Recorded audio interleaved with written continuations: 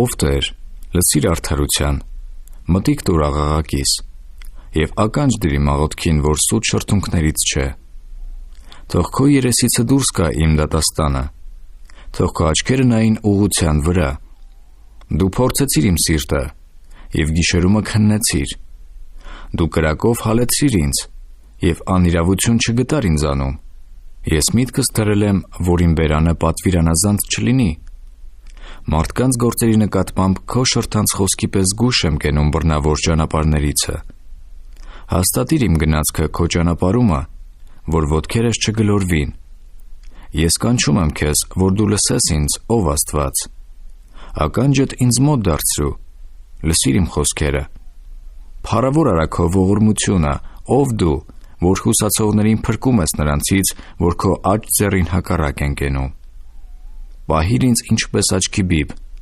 և քո թևերի շուքի տակ ծածկիր ինձ։ Այն ամբարիշներիցը, որ քանդում են ինձ,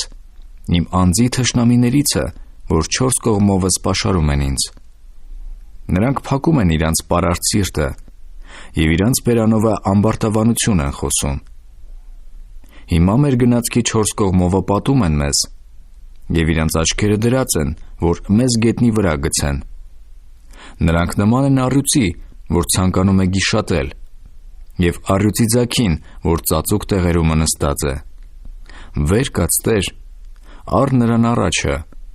նրան գետնի վրա գցիր, և իմ անձը ապրեցու ամբարիշների ձեռքիցը քո սրով են։ Քո ձեռքով, նով Տեր, ապրեցու մարդկանցիցը, այս աշխարհքի մարդկանցիցը, որ նրանց բաժինը այս կյանքումն է, և լցնում ես նրանց փորը քո գանձերովը, որ նրանց որդիներն էլ կշտացած են, և մնացածը թողում են իրանց երեխաներին։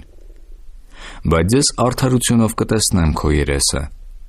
և երբ որ արթնանամ, կկշտանամ քո նմանությունովը։